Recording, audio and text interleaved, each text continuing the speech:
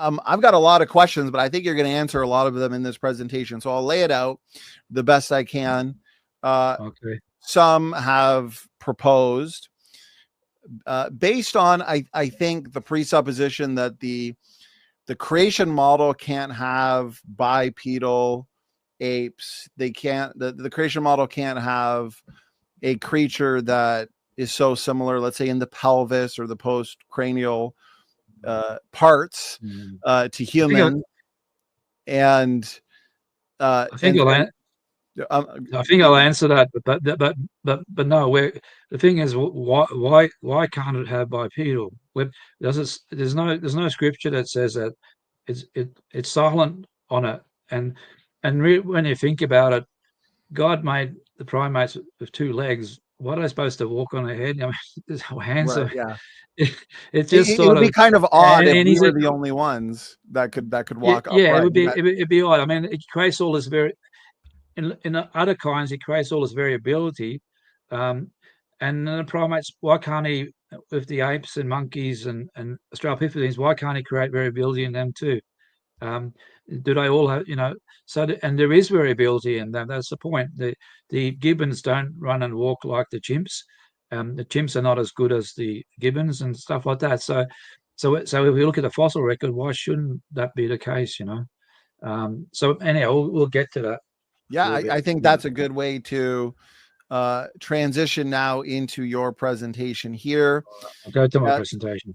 So I guess before you start the presentation, the question is, based on how some have argued, that, well, we can't have extinct bipedal apes that look too similar to humans. And they've proposed, one specific individual has proposed that Lucy is really just a human pygmy. And they would say this is the best way to engage the critics, is to not say that Lucy is an extinct apish primate, but based on a lot of the features that are compared to humans, like the pelvis, for example, the femur, you're going to get into all that, that Lucy was a human pygmy. And so, Peter, I'm going to throw it over to you. And I'm very curious as to your thoughts on that viewpoint. All right. Well, I'll just do a presentation, and we can talk more after, eh? Perfect. Sounds good, Peter. Okay. Is it on the screen? Yes, I've got it up on the screen, and you're good to go, brother. All right.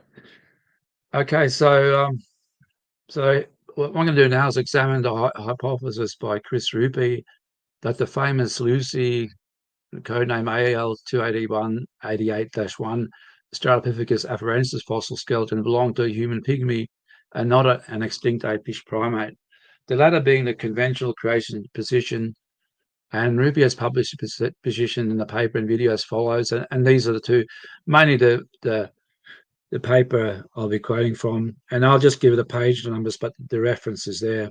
The video I just quote, I think it's just one segment I quote. And Rupe stated that this interpretation doubts there are additional primate fossils accidentally included as part of the Lucy skeleton beyond the single baboon vertebra. So basically admitting that the whole skeleton, whether the parts of the skull, the mandible, the pelvis, everything is part of Lucy. So it's all fair game, basically. Okay. And just to show you that is the skeleton we're talking about. You can see that the skull is, so the cranium, there's not much there. I got a picture of the cranium next. You can see there. So I think the main hang up is the pelvis, and you got the femur there. And to me, it's not a big deal, but to some people, it seems to be a really big thing. So we're having a look at it. Yeah. So you can have the arm bones. There's not really much of.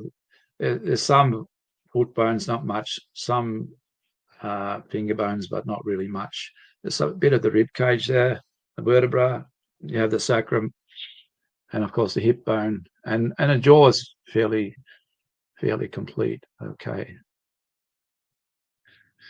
And here you can see the skull, so it's not much. Okay, it's a bit that. So to reconstruct that, you have to use other specimens attributed to A. afarensis, and that.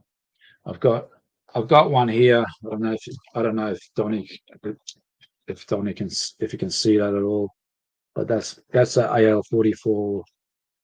I think it's, does it say?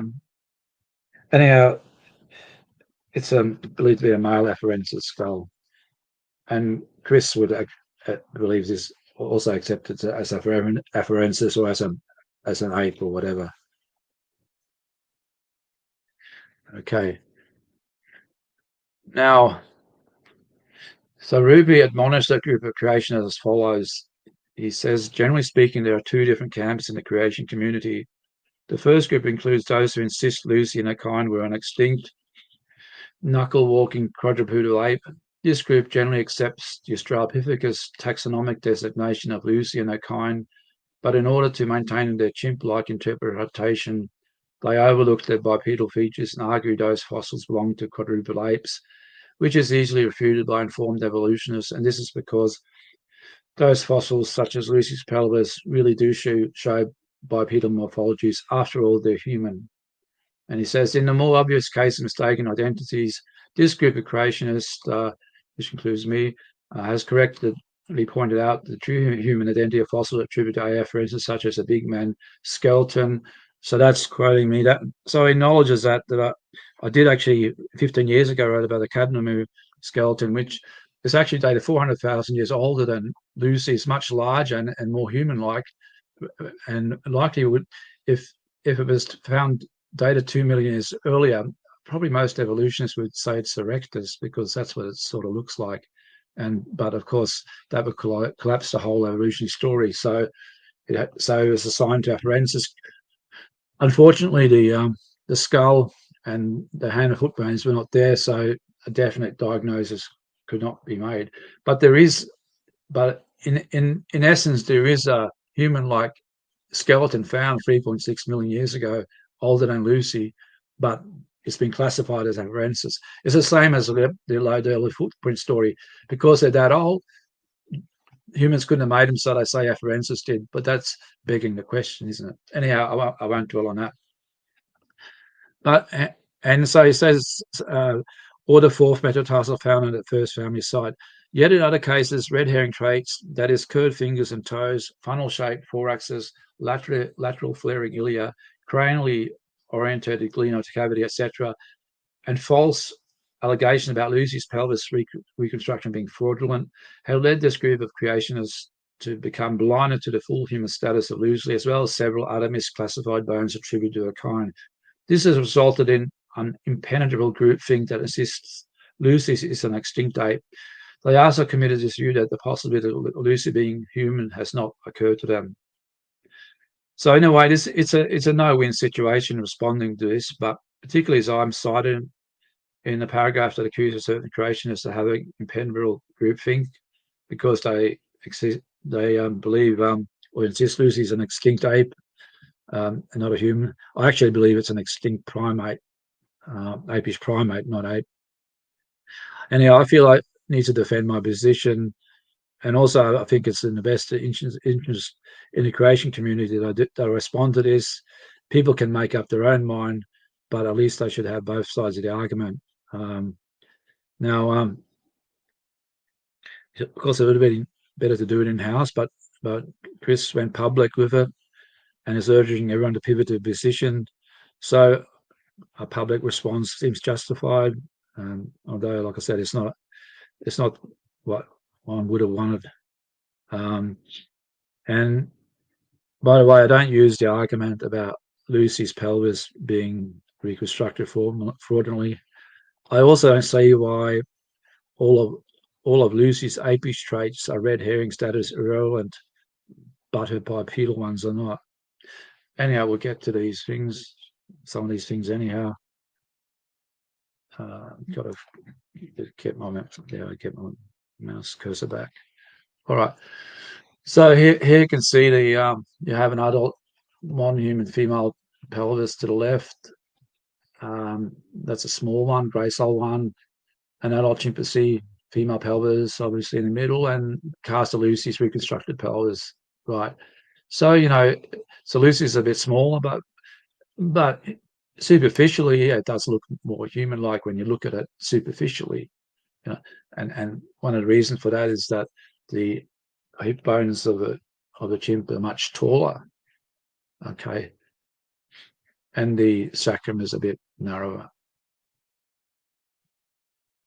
Okay, now of particular focus in the paper is the pelvis of Lucy, with Rupe arguing that reconstruction of the Lucy pelvis all look distinctly human and not at all like a chimp. But this suggests a false dichotomy, as the anatomical facts make it both possible and reasonable to regard Lucy's pelvis as both not chimp-like and not human either, as it has features not present in normal humans. Such features include iliac blade facing more posterolaterally, lateral ilia, small sacral body, a shallower ball and socket joint, the acetabulum, the extreme width of the pelvis at the level of the hip sockets and iliac crest, considerable greater width for pelvic inlet, and weakly developed sacrotuberous ligaments.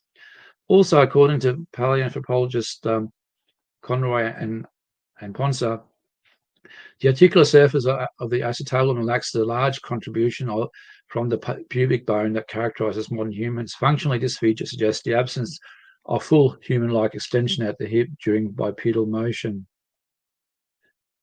To elaborate further on some of the above-mentioned points in regard to the vertebrae in Lucy, the cross-sectional area of the lower back vertebra, particularly the lumbar and sacral vertebrae, are also extraordinarily small, suggesting that they were not adapted for the bearing of heavy loads associated with full upright postures. I'm just quoting Conroy and Ponsa in this in their book on reconstructing human origin. So these are evolutionists. Regarding the sacrotuberous ligaments, they bind together the sacrum and ischium of the pelvis and are strong in humans, helping to stabilize the sacroiliac joint when the body is erect. Now, features of the sacrum in afarensis, that is Lucy's sacrum, suggest it lacked well-developed sacrotuberous ligaments. As stated by Conroy and Ponsa, this implies a less well-developed mechanism for sacroiliac stabilization when the trunk is in an erect position. Now, just showing here, so this compares a superior view of the Lucy pelvis on the bottom and a gracile female pelvis top.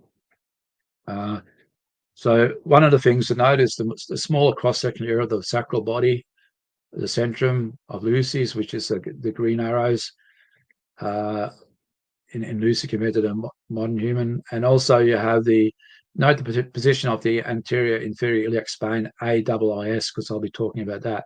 You can note the positions of that, or note the presence of that in Lucy and the modern human female. Okay. All right. I just blow this up. So basically, you can show here that the centrum, the sacral body, which is known as the centrum, it just shows the difference between the modern human and Lucy centrum here. That bears the weight from the lumbar region of the upper body.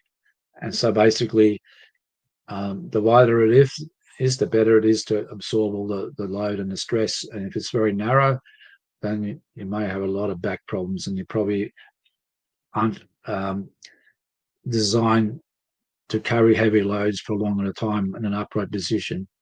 So now basically the centrum is even smaller in specimen MH2 Australopithecus adiba and Africanus specimen STS14. Slightly larger in Africanus specimen STW431. Now, it's interesting, Rupe considers the pelvis of Africanus specimen STS14 and Australopithecus sediva specimen MH2 as being human, and these two have even smaller sacral bodies or centrums than Lucy had. Okay. Now, according to Conroy and Ponsa, in afarensis, that is Lucy, the iliac blades face more posterolaterally than in humans. The ilium also shows a typical Australopith trait of a lateral flaring anterior superior iliac spine, far removed from the anterior inferior iliac spine. Taken as a whole, the pelvis of afarensis reveals that the wrapping of the iliac blades around the vertebral column did not match the degree of the curvature seen in modern humans. Some workers take this and the more anterior placement of the iliac pillar to mean that mechanism of lateral pelvic balance during bipedalism in AIIS was more similar to apes than humans. Now,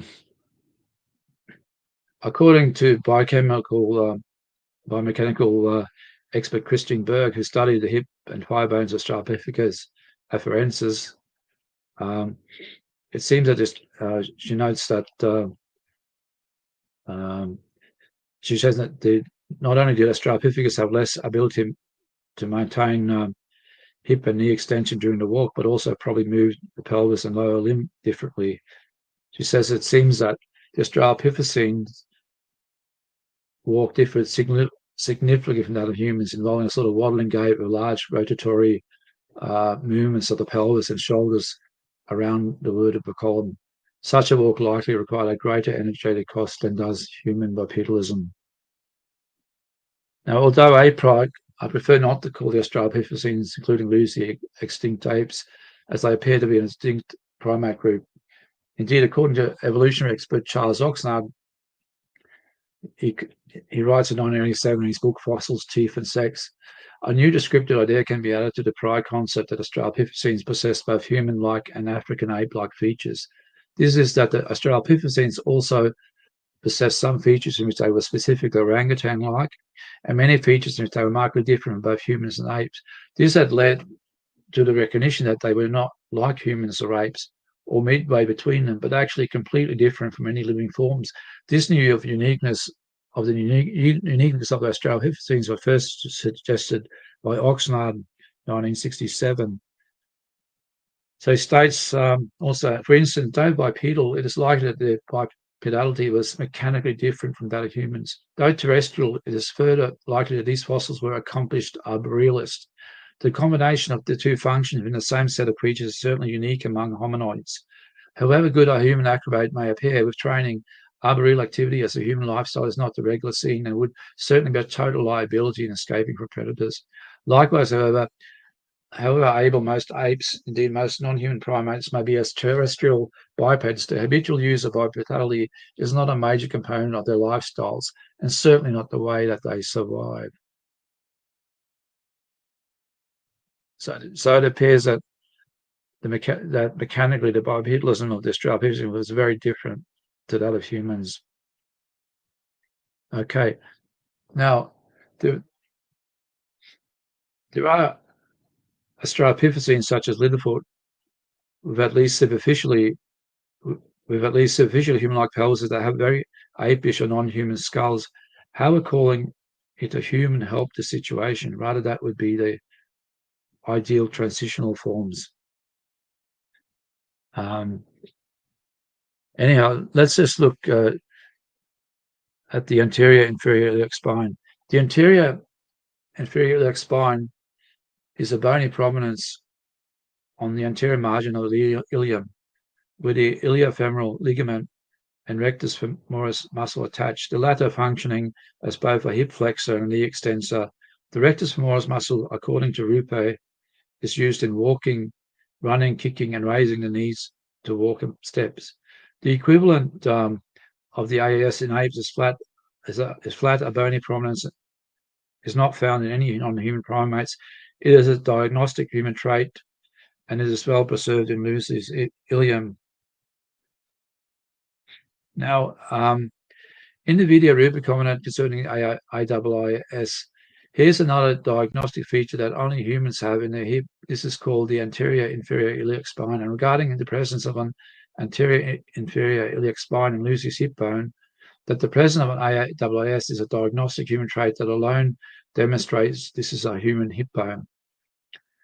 And he says, according to Rupe, the favorite creation to recognize the true human pelvises in the Australopithecus genus has only helped to bolster the evolution narrative that Australopithecines, including Lucy, were obligate bipeds with human-like pelvises, yet ape-like skulls, and ideal transitional forms. And as I mentioned, a startup, I think I should have mentioned at the end probably, there are Australopithecines such as Littlefoot, which we'll get to, which has at least at least superficially human-like pelvises, just like Lucy, that have very apish non-human skulls. And so how would that calling it human help the situation? All right. Now, the claim that the AIIS, the anterior inferior iliac spine, is a diagnostic human trait is demonstrably false. This is because an AIIS is also present in fossil specimens that presumably no one would say were descendants of Adam and Eve, such as the Littlefoot Australopithecus brevius specimen STW 573, as well as the Ardipithecus raminis specimen ARVP 6500. The skeleton of these specimens include apish skulls, which to any reasonable person cannot, I'll show you them in a sec, which to any reasonable person cannot be considered as being human, or as apish skulls commingle with human bones. It is said that the STW 573 skull indisputably belongs to the rest of the skeleton. Also, the hip bone of STW 573, as well as the hip bone of STW 431, usually classified as A. africanus, apart from being similar, are said to resemble humans in certain features, even more so than the hip bone of Lucy and STS 14, usually classified as africanus and M2H2, MH2 Australopithecus adida, yet STW 573 is not human. And so I'm not sure how, if Lucy's pelvis is human, you could have a pelvis from a non-human being more human in certain features than a human pelvis. If Lucy's pelvis is not human, then it makes more sense. So here is the pelvis of STW 573 and STW 431. You can see here the Littlefoot STW 573 is the middle one, the more rougher one, and the bottom one is the ST 431. They're very similar pelvises, and you can see the red arrows sort of on the outer kind of rim or side of the ilium, pointing to the little bump there, which is the anterior inferior iliac spine. Okay, the other red arrow is actually pointing to the sciatic notch. So basically, so the small arrows there. So the bottom, this the bottom two diagrams. Just look at them. Okay, so basically it's just showing you that the STW 573 has an anterior inferior iliac spine, and so must be, according to Rupe's diagnostic criteria, must be human. Now this is the skull. Now obviously, no, I don't think anyone want to put that in the human family tree. Now it has some deformity from the fossilization process, but it is basically intact. And if you correct it for distortions, it's not gonna. It's not human. No, I don't know anyone would. And as mentioned, Ardipithecus raminis also has the skeleton has a anterior inferior iliac spine. That's a skull there. Now that's probably even worse. No one would put that in the human family tree. Cranial cavity has about 300 cubic centimeters. So this diagnostic criteria just doesn't work. There's also an anterior inferior iliac spine present in the recent published remains of the robust Australopithecine paramorphous robustus specimen SWT1 HR2. Okay, so that was recently published in April. I'm not sure when it was published online, but it was published this year.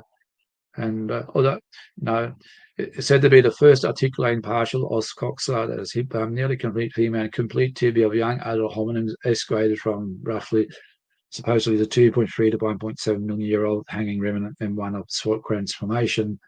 So this specimen has been estimated to be smaller in stature, 1.03 meters, than both Lucy 1.1 and the Hobbit florensis specimen LB1 1.09 meter. Albeit this specimen was diagnosed based on a femur, no skull was present at birth to the remains. Okay, so this also has for copyright reason, I don't have a diagram to show you, but this also had an anterior inferior iliac spine present. Now, using Rupe's anterior inferior iliac spine diagnostic criteria for recognizing human A. prometheus specimen Littlefoot, A. ramida specimen, A. afarensis specimen Lucy, parameter robust specimen that I just mentioned would all have to be classified as humans, descendants of Adam and Eve.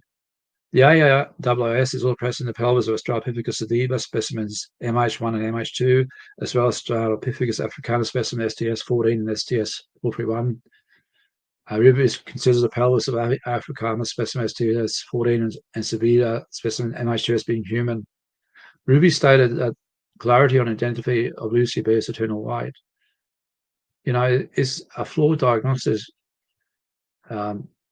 method that, you know, it honestly makes humankind seem like a planet of the apes. Is that bringing clarity? I mean, anyhow. Now, Rupe argued that as the high bicondylar angle of Lucy's femur, 12 degrees compared to 8 to 11 degrees in humans, falls within the human range. This feature can combine with a human pelvis supports a true human identity. For comparison, the bicondylar angle in the left femur of the Littlefoot A. prometheus specimen STW 573 is estimated to be 11 degrees, and so it's also human-like. So again, and so your Littlefoot matches Lucy's human-like features. According to Rupe, when a high bicondylar angle occurs in combination with other features that are distinctly human, such as the morphology of the pelvis and or femoral condyles, that is, raised patellar lip, deepened patellar groove, and inferior flattened condyles, the bicondylar angle should count as a convincing corroborating evidence. The association of all those traits in a single distal femur is decisive evidence of human morphology and bipedality. The SCW 573 femurs also display the features described by Rupe above. As STW 573 is not human, what Rupe said is decisive evidence of human morphology and bipedality is not that decisive after all.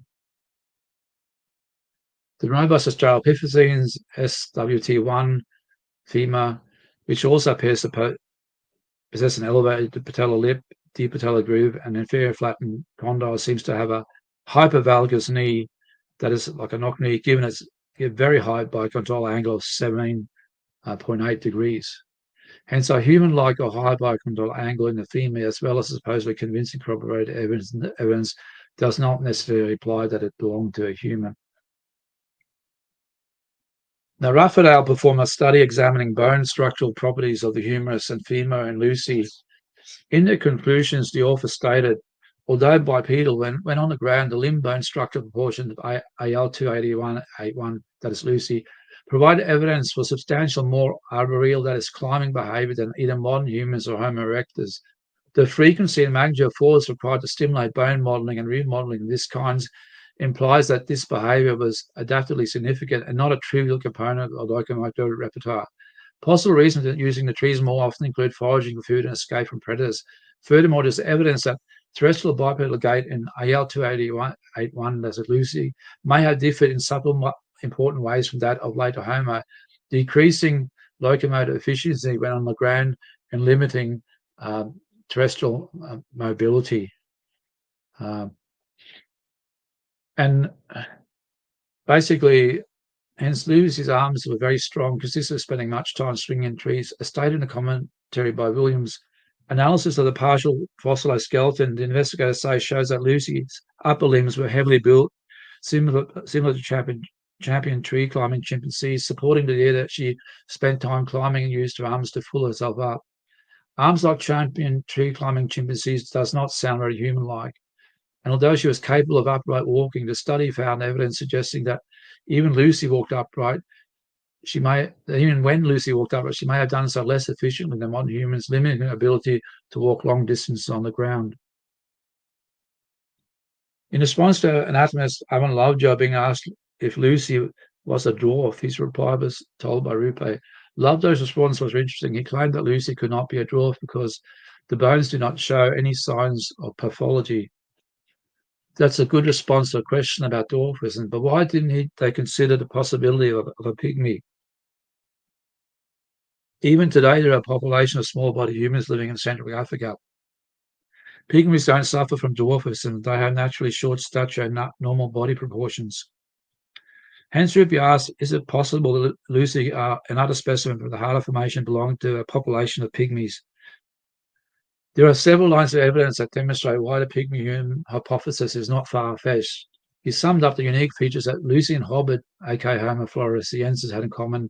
Lucy and Hobbit have several unique features in common, including flat-footedness, curved fingers and toes, nearly identical endocranial capacities, virtually identical limb proportions, nearly identical height, broad pelvises for lateral ilia, non-projecting chins, and possibly more funnel-shaped thoraxes with higher position scapula. The commonality of all these other aberrant features makes sense that they belong to small, genetically isolated Pygmy populations.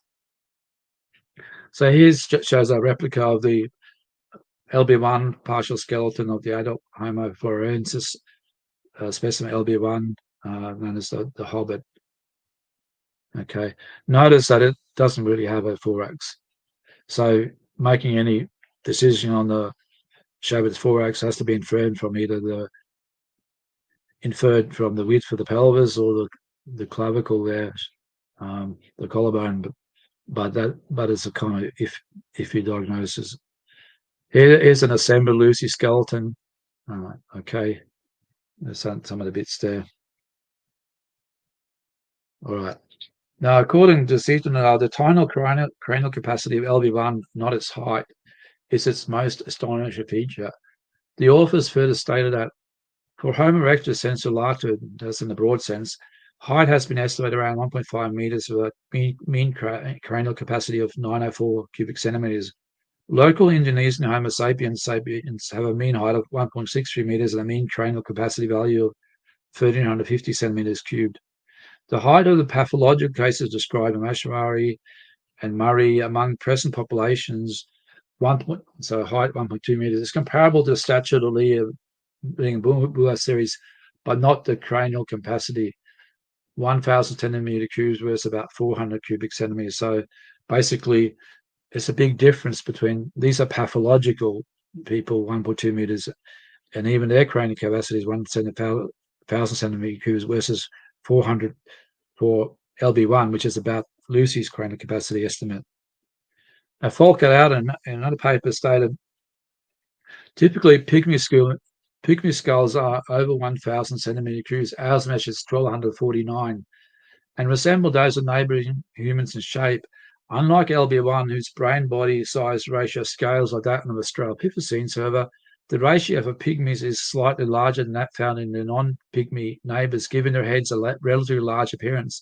This is expected because pygmies scale allometrically along ontogenetic curves, leading to relatively enlarged heads and brains, as it is the case for human youngsters relative to adults. The laws governing allometric scaling of brain-body ratios are powerful and hold within other species of primates. For this reason, and because the morphology of our NOCAR samples differ greatly, we do not believe that LB1 represents human pygmy. Now, stated by Martin et al. In another paper, this is all around the time of the Hobbit controversy, you know. Modern Rampasa pygmies and floras have an average cranial capacity of 1,270 cubic centimeters. According to these authors, it is well established that reduction of body size within a mammal species, including Homo sapiens, is usually associated with only moderate reduction in brain size. Even if you scale down brain size to body size using individuals with the smallest of human brains, like the ones exhibited by the Damanesia Homo erectus fossils, the body size is untenably small when scaled down to a cranial capacity of around 400 cubic centimeters. So that at the time, skull flying wasn't known, so that it would be the other four Damanesia skulls, the cranial capacity. Like as I mentioned a little while ago in the Q&A or whatever, the Damanesia erectus lived in the gorge area, so I suspect that some, but we know one of them had, certainly looking at the tooth sockets, had certainly some pathology, but I believe that so scale of 5 may have had cretinism. There may be others, I don't know, but anyhow, just assume they're normal human size. So Martin and state the 4 skulls from Damanesia have a mean cranial capacity of only 664 cubic centimeters, range 600 to 775. It has been suggested that the Flores hominid descended from such a small brain population, but this proposal is also unconvincing. First, with an intraspecific scaling exponent of 0.25, body size would still have to be reduced to 1/8 for the average for Homo erectus, from 60 to 7.5, to decrease mean cranial capacity from 664 to 400 cubic centimeters. In fact, taking the smaller body mass of 50 kilograms estimated for Demeter fossils, body size would have to be reduced to around 6 kilos to reach a mean cranial capacity of 400 cubic centimeters. Now, if the cranial capacity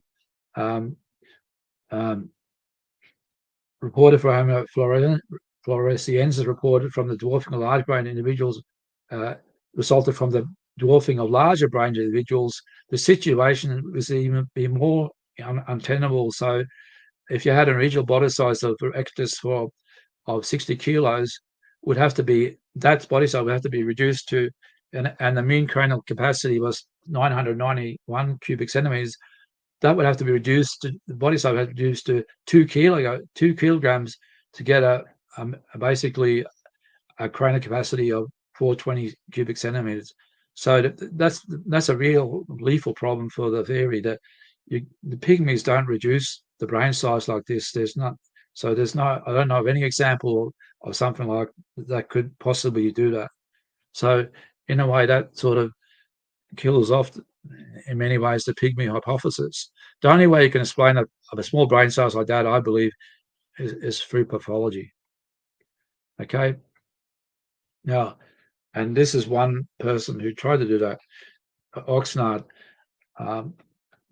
So, and concerning cranial capacities, the researchers, evolutionists who believed the hobbit was a modern human, also believed it was pathological. And one of the reasons for this was its abnormally small brain, which could not be considered normal by any measure.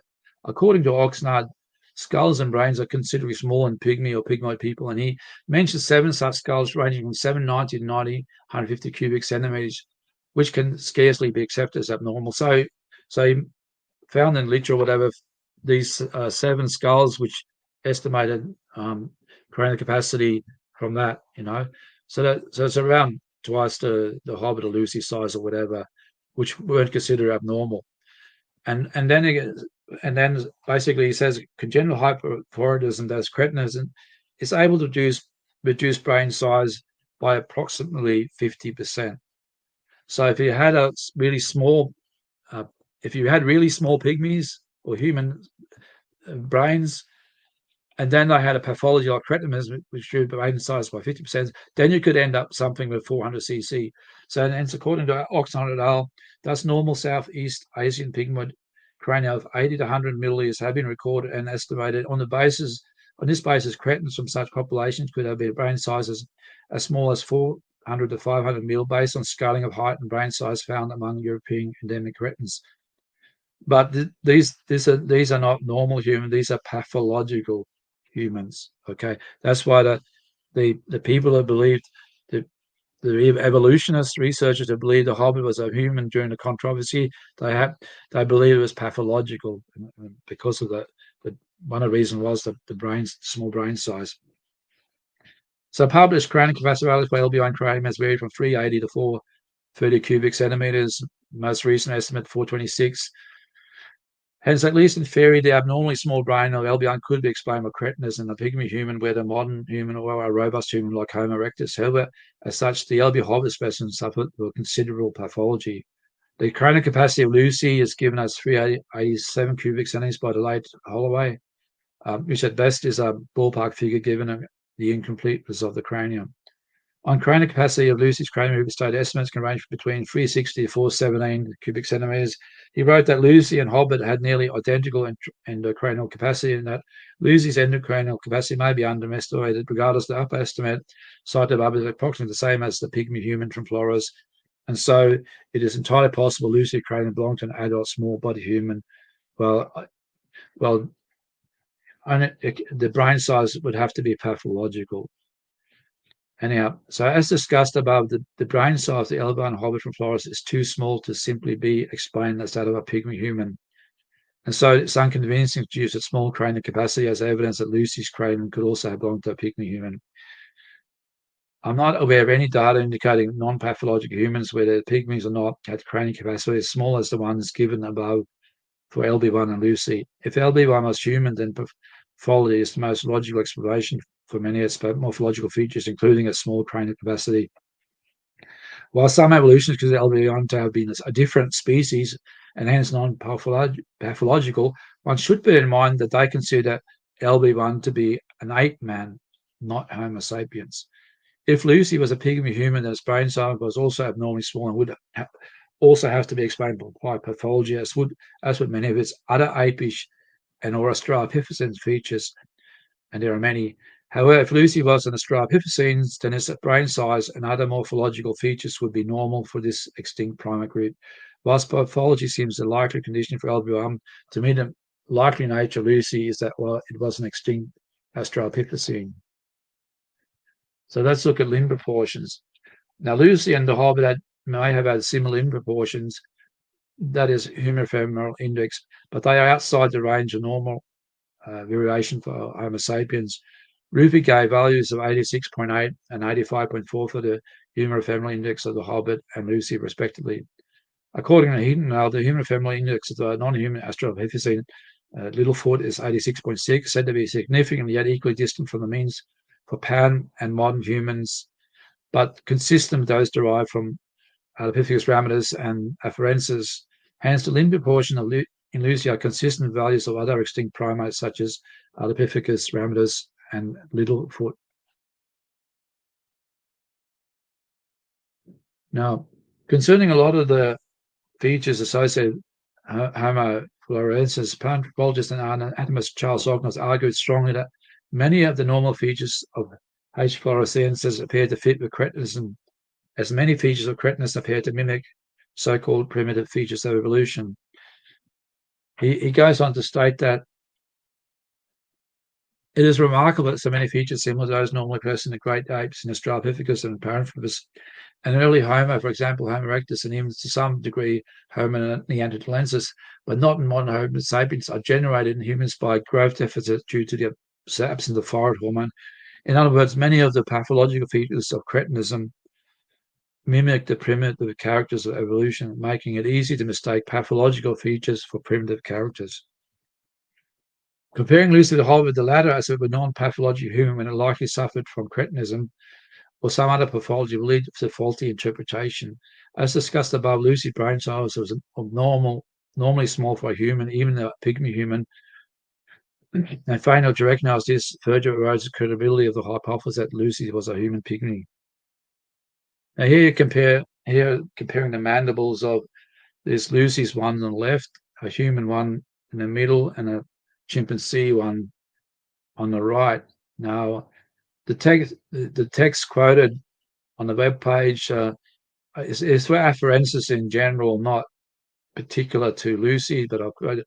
It says the most notable difference in teeth for modern humans and modern chimpanzees is that humans have smaller canines compared to chimpanzees. The canines of afarensis are also relatively smaller, but are still relatively large compared to modern humans. Afarensis incisors are more similar to the size and shape of modern chimpanzees.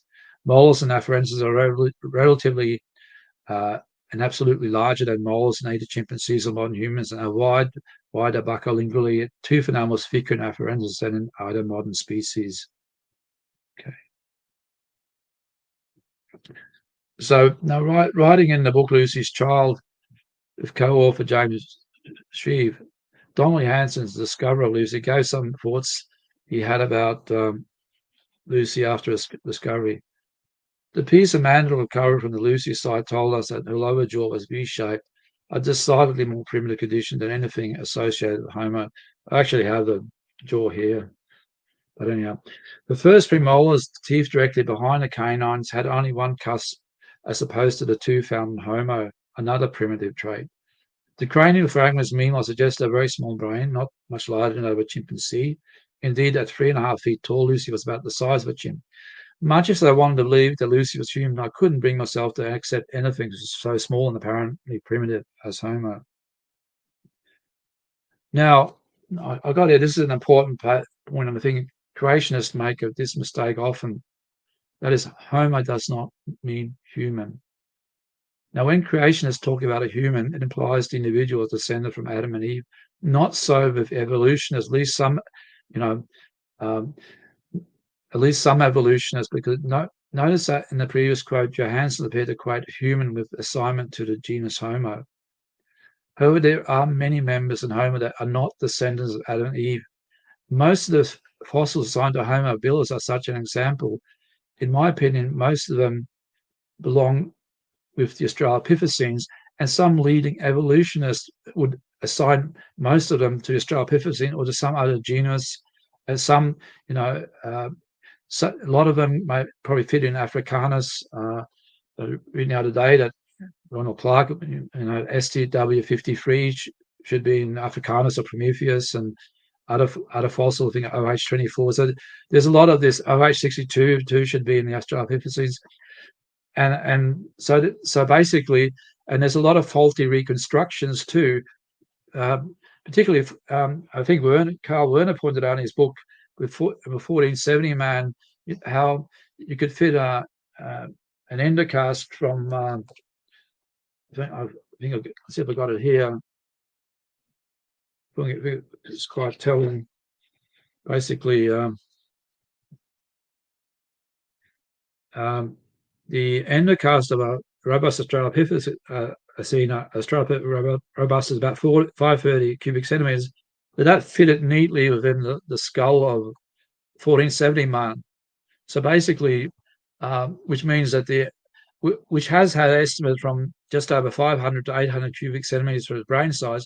So here you have an endocast, which is 530 cubic centimeters, fits within about 2 millimeters of the inside of the skull, the reconstruction of 1470, and basically, which means that the 1470 man, which was the icon of Homo, one of the icons of Homo habilis, ironically described by one of the people who put together the late Alan Walker as being a big-brained Australopithecine, is now not even a big-brained Australopithecine.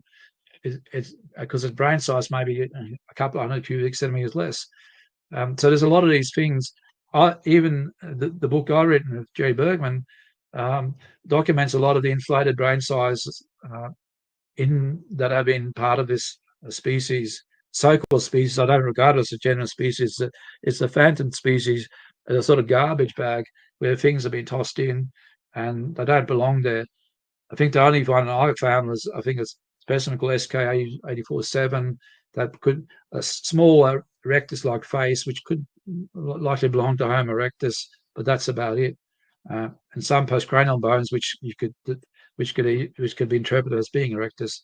So that's a problem. So and a lot of people think when evolutionists talk about Homo, they're talking about humans as in descendants out of Eve. They're not. They may be, but they may not be. And so you have to be careful there. So that's why I mention that. So basically, yeah. Otherwise, you can lead to mistaken and confusing interpretations. Okay, so now the first premolar of P3. I don't know if you can see it. Is it ought to be it here? I don't know if you can see it. Can you see it? I don't know if people can see it. Anyhow, it doesn't matter, Donnie. Yeah, I put you full screen for that one, Peter, if you want. Yeah. Okay. So this actually compares that's the Hobbit one here on my left, and that's the Lucy jaw on the right. So you can see the dental arcades there. You can see that at least the shape of the jaw is kind of very V-shaped in the Lucy mandible. The dental arcade is more kind of narrow and long and diverges slightly at the back, and you'll see that the molars are much larger in Lucy compared to the Hobbit as well. But this thing is only one cusp, so it looks like a sort of a, it's not a canine, but it has a more pointed end. Whereas in the Hobbit, this has two cusps. That's the human condition, normal human condition. So basically, so what I'm saying there, the first premolar P3 Lucy had only a single cusp, which is considered by evolutionists to be the more primitive condition, with two cusp condition considered to be more human. As stated by Deleuze and the late Kimball, in both Pan and gorilla, the P3 has a single cusp, the protoconate, which is tall and centrally placed along the mesiodistal axis of the crown. And the mandibular first premolars, alveon, Homo floresiensis have two cusps, which is the usual human condition. So there again is another feature that of Lucy that indicates it's not human. And here's a picture. You can see there that it's hard to visually to tell that much different, but you can see the larger molars in the forensic specimen, and also the mandible look is more robust in Lucy compared to the Hobbit there. It may be hard to tell from the picture, but anyhow. So conclusion, Lucy's mandibles most likely belong to an Australopithecine, not a human. What can be said about the mandibles, including dentition of Homo floresiensis, is that it appears to be different from both Australopithecus and typical Homo sapiens. Now, a detailed craniofacial morphology analysis of the LB1 Homo floresiensis cranium concluded that LB1 is most similar to early Javanese Homo erectus of Sangerian Cranial. So, in my opinion, this raises the possible scenario that Homo floresiensis that may have been a robust type of human, for example, like a Denisovan or Homo erectus, and it may turn out that the Denisovans were part of Homo erectus, poorly defined, and so the Hobbit may have been a robust human pathology like cretinism. That may explain why it looks like a erectus features, the small brain, and things like that. Now, red herring traits. According to Rupe, red herring traits, that is curved fingers and toes, funnel-shaped thoraxes, laterally conferring ilia, cranial-orientated glenoid, etc., and false allocations about Lucy's pelvis reconstruction being fraudulent, have led this group of creationists to become blinded to the full human status of Lucy, as well as several other misclassified bones attributed to her kind. Now, Rupe's argument seems to be that several ape-like traits in Lucy are red herrings because they are sometimes found in humans, whether pathological or not. And so they cannot be used to argue that Lucy was an ape or apish primate. If you use this reasoning, though, you could argue that the human-like trait of bipedalism is a red herring also, as existing apes are capable of bipedalism to various degrees. So bipedalism then cannot be used to argue that Lucy was human. I think both of these logics are really wrong. Now, however, if a single individual exhibits mostly apish Australopithecine features, that is, all combined in one individual, then the logical conclusion is that the individual was either a non-human primate or a human that suffered from considerable pathology. As already outlined, even if the pelvis of Lucy has too many non-human features for it to be human, it all makes sense that the Australopithecines, which include Lucy, were a unique but extinct primate group. They were not apes in the sense that monkeys are not considered apes either. In other words, it's no big deal. It was no big deal until Lucy as a human pygmy arrived. Then it became a big deal. That's why I'm answering this. According to Rupe, in my assessment, the real Australopithecus was an extinct ape, similar to extant great ape species AL44.2 and AL822.1. So this is the AL442. If you can see that here.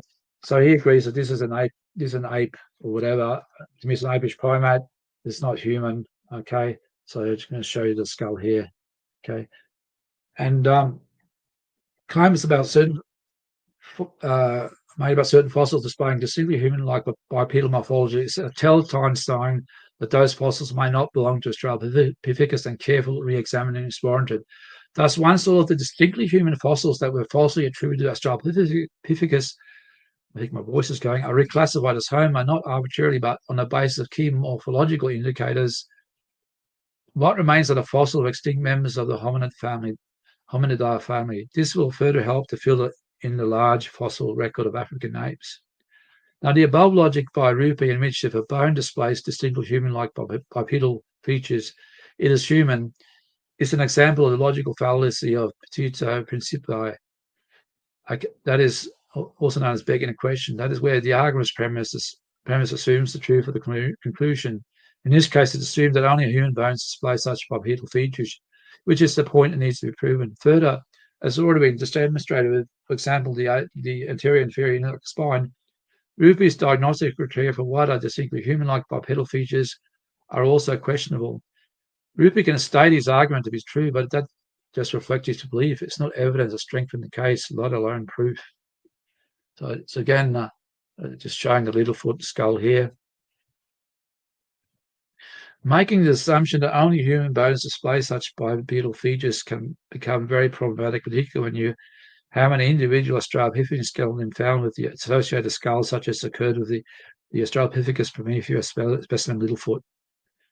As discussed earlier, the Australopithecine Littlefoot skeleton displays some bipedal features which, by some of the arguments presented earlier by Rupe, would fit his criteria of being distinctly human-like, such as a human-like bicondylar angle and femur, and a pelvis at least a human-like as Lucy's.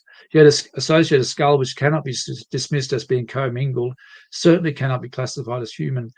Littlefoot essentially falsifies Rupe's hypothesis that Lucy is a human pygmy. If one were to declare Littlefoot to be human due to the pelvic features, no one creationist or evolutionist would believe it. Additionally, reclassifying all of the distinctly human fossils as Homo would not help much if Homo already consists of misclassified specimen that belong to the Australopithecines. Personally, I don't know why he went ahead of this hypothesis publicly without even considering Littlefoot in his paper or whatever. It didn't even address it. And to me, that you just don't do that. You should have addressed it before going public with it. Then this could have all been avoided. Okay, yeah, just again the Littlefoot skull. Oh, sorry, not the afarensis skull there. Okay.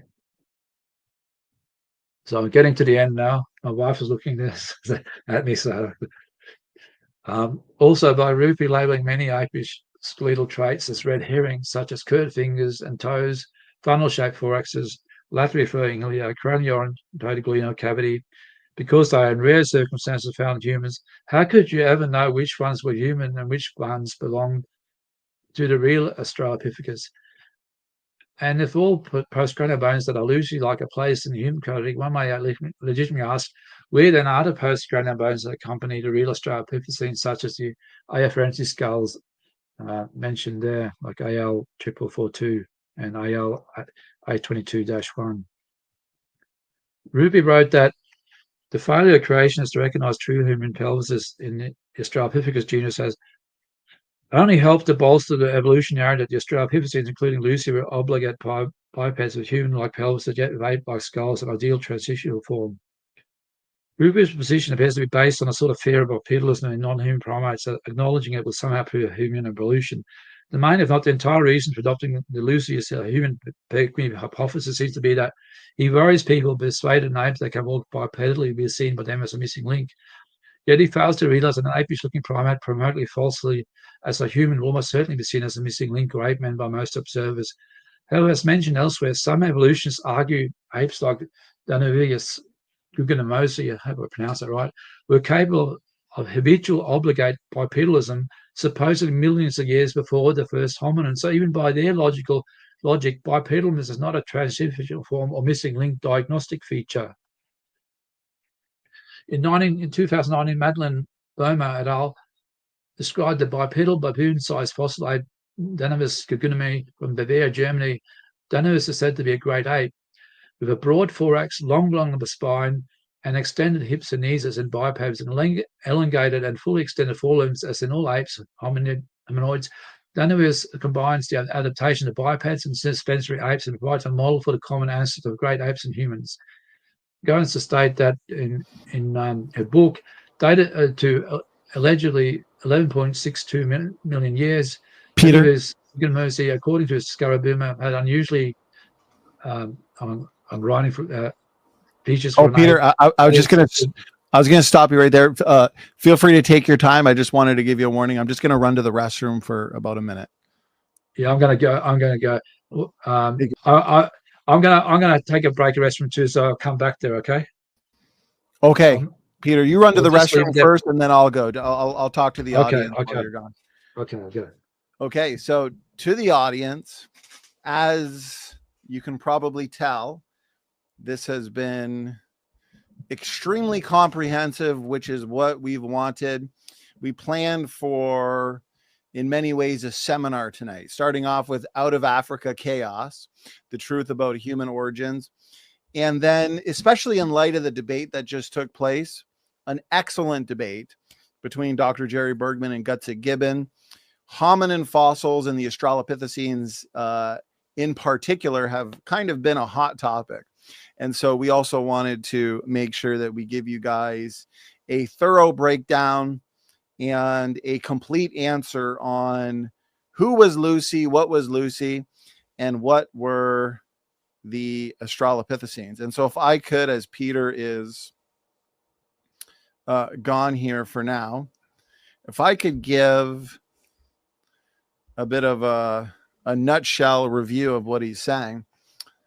Firstly, uniquely bipedal extinct apish primates. Creationists should not fear the existence of those.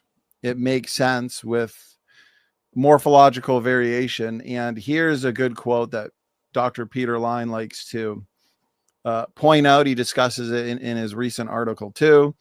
And it talks about how even though the Australopithecines were bipedal, they would not have been bipedal in the same way that humans are. They would have been unique.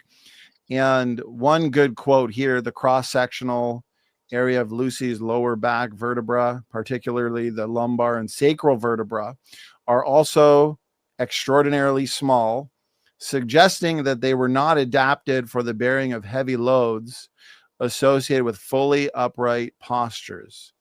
So there's a difference in how they would have walked upright compared to humans. And we'll discuss this in the Q&A as well when Peter's done. But Peter's done an excellent job pointing out. Oh, okay, Peter, welcome back. I'll finish this point and hand it back to you, brother. Yep. Peter's done a great job in pointing out Lucy right here, Australopithecus afarensis, AL 288-1, the pelvis of Lucy and the more so human-like traits, like the anterior inferior iliac spine, okay, being one of them that Chris points to. Those traits are found in other Australopith pelvises. One in particular, STW 573. This is Australopithecus prometheus. Some view that as an Africanus specimen, but nonetheless, highly articulated, 90% complete. The bones are in close anatomical association. The skull, the head, the shoulder girdle, the long arms, everything about it is clearly ape.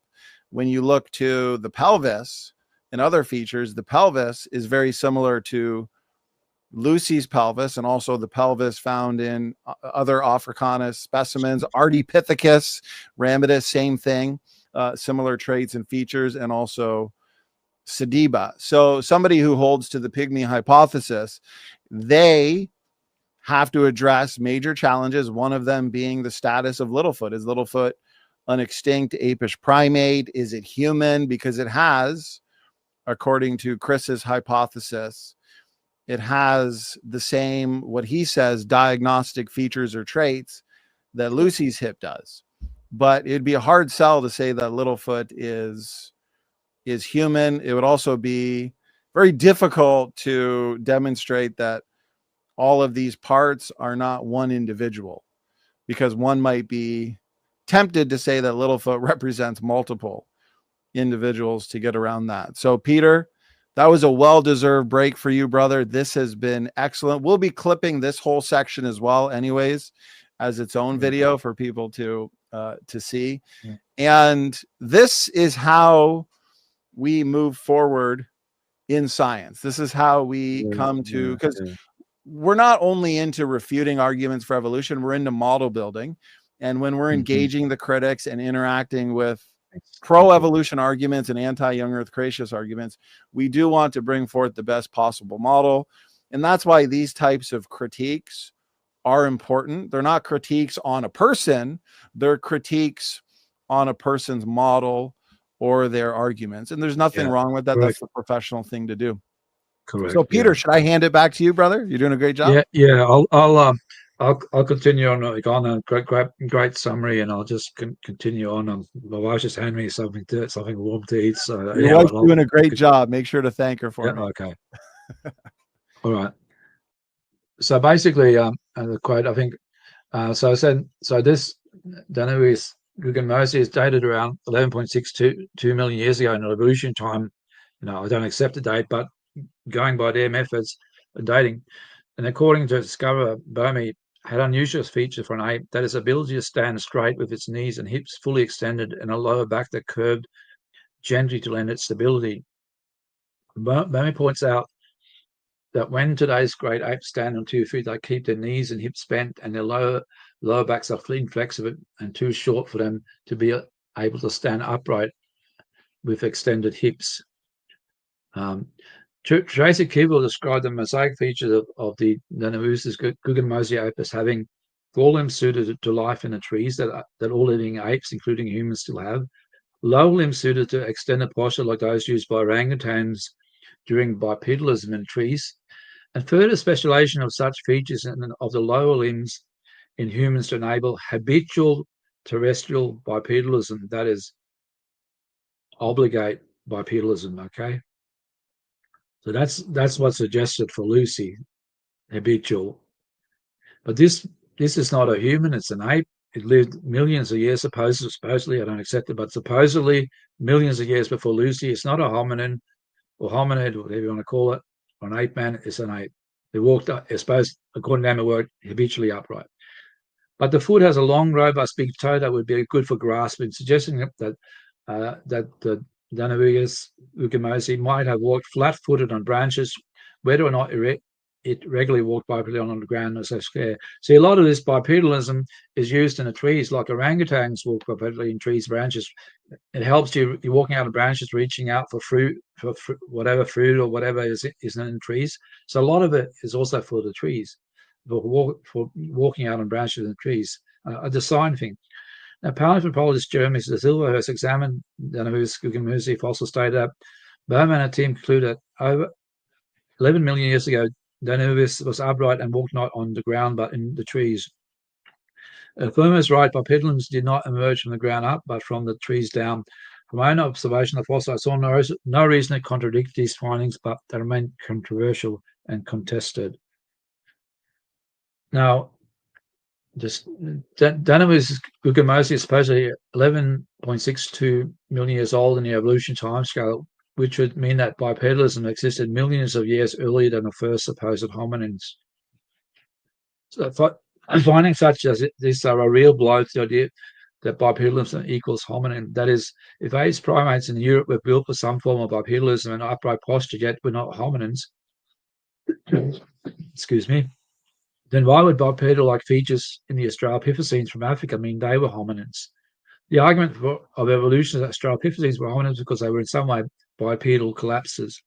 The argument that Australopithecines were hominins because they were bipedal is invalid reasoning per se, regardless of whether they were bipedal apes, primates in Europe, whether there were bipedal apes, primates in Europe or not.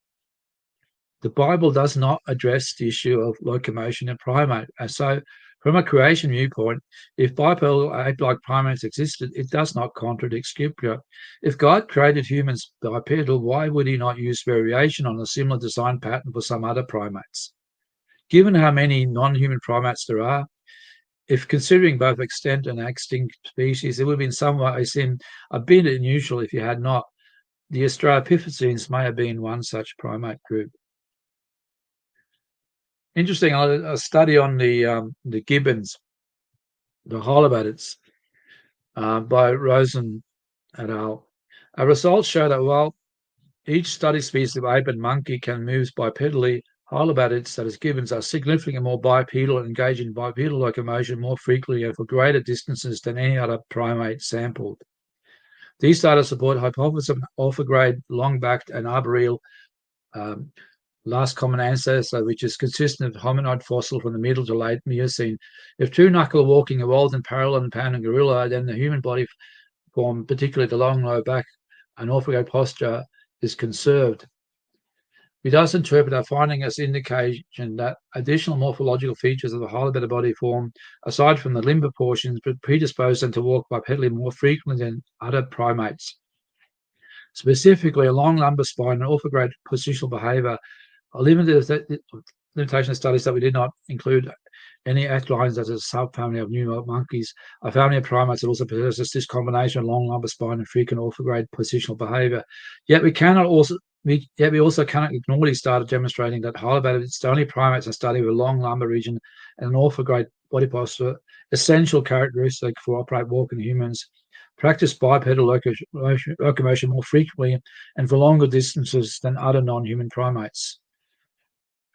In Encyclopedia Britannica, they write, conversely, it's also possible that the first habitual walkers were already well prepared for terrestrial bipedality, having adaptations for running bipedally among branches and boughs, standing upright to forage overhead, and climbing vertical tree trunks and vines. The scenario suggested by studies of gibbons who routinely engage in these arboreal activities and virtually never elect to move on the forest floor.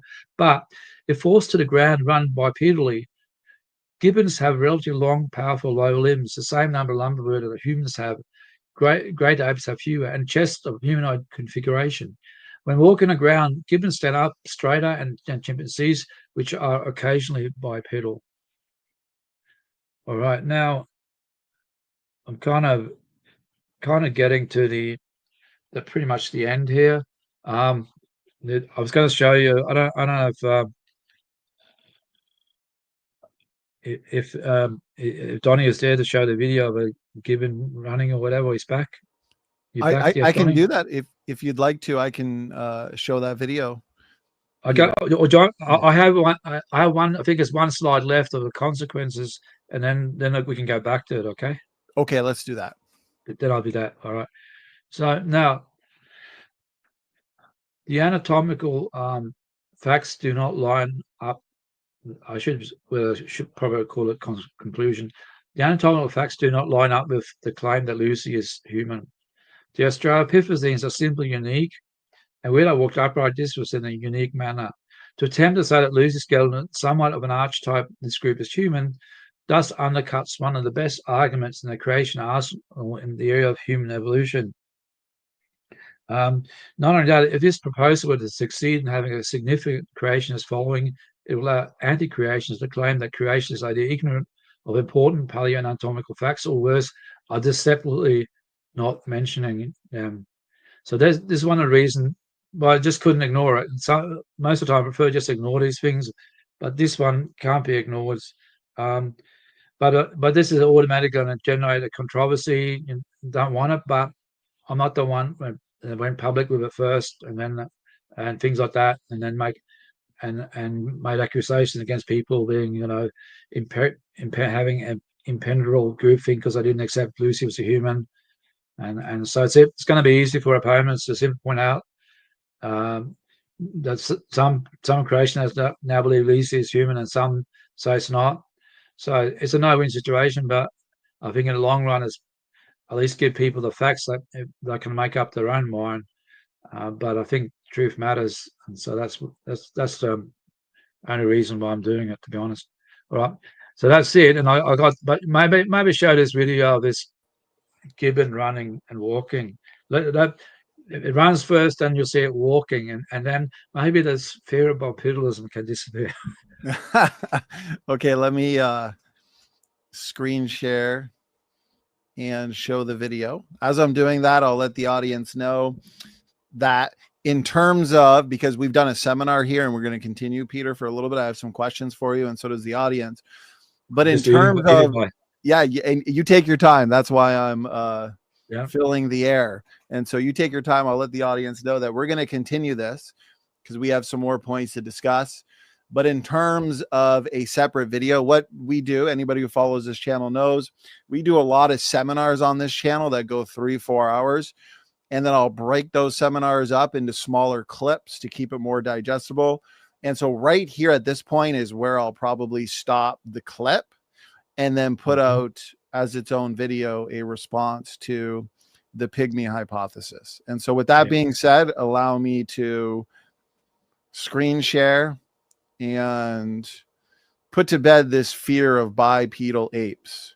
So I think this is the video that you wanted me to show. So here we go.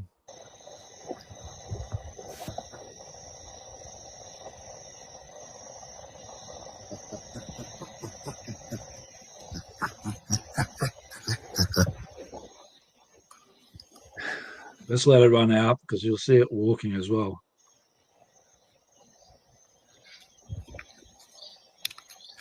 Funny how it can spot grapes from a long distance. So white-cheeked gibbon.